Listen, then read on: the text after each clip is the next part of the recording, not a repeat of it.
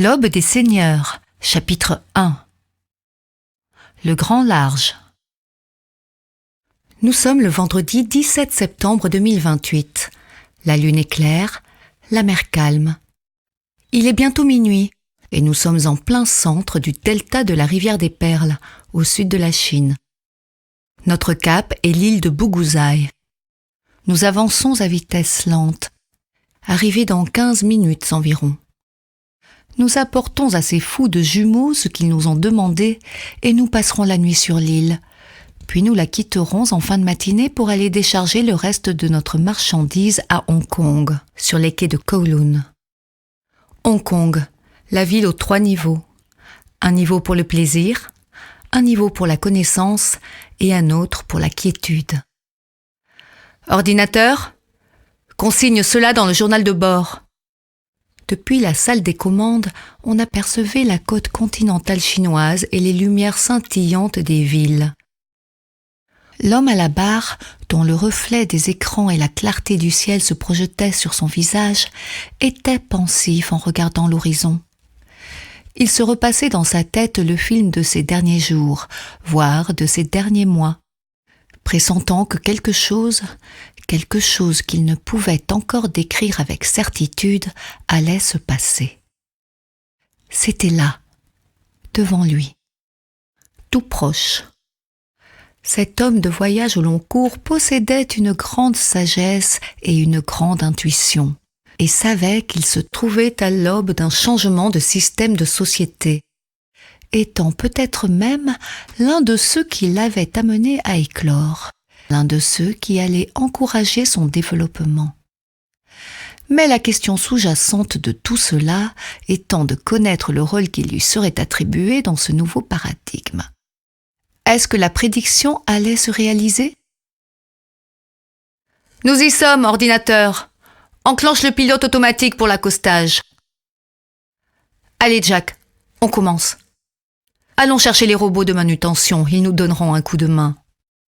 Après, une fois notre tâche accomplie, on aura quelques jours tranquilles devant nous et demain soir, c'est moi qui t'offre la première bière dans la ville de Suzy. « Ok, capitaine !» répondit Jack tout en le suivant hors de la salle des commandes, les yeux mi-clos, le visage froncé avec un demi-sourire sur ses lèvres. Jack Lancaster, avec le capitaine, étaient les seuls humains à bord, le reste de l'équipage étant composé uniquement de robots. Vincent, c'était le nom du capitaine. En tous les cas, c'est comme cela qu'il se fait appeler aujourd'hui. Et c'était le seul qu'on lui connaissait. Cet homme dans la quarantaine était devenu marin il y a quelques années, par choix certainement, et par opportunité aussi. Un jour, un homme à moitié ivre lui avait proposé au bar de son quartier de lui vendre son bateau. Le Requin à grande gueule.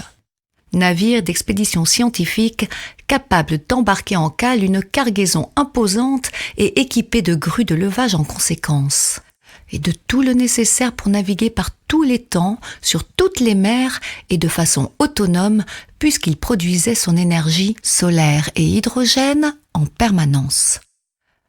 Vincent avait d'abord refusé l'offre de cet homme.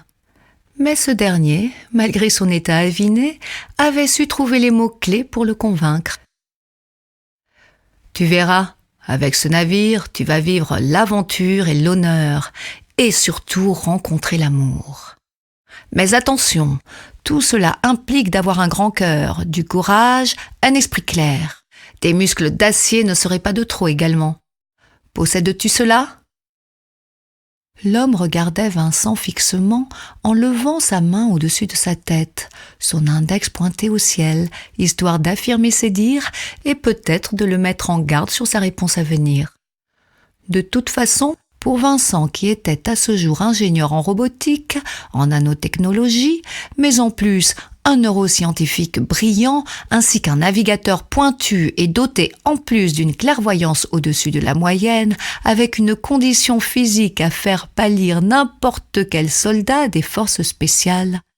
Les propos de cet homme au regard vitreux trouvaient leur chemin dans l'esprit du capitaine et ne faisaient que confirmer ce qu'il recherchait depuis quelque temps déjà, le chemin qui devait la mener plus loin encore et qui sait, trouver enfin l'amour avec un grand A, comme lui promettait ce personnage.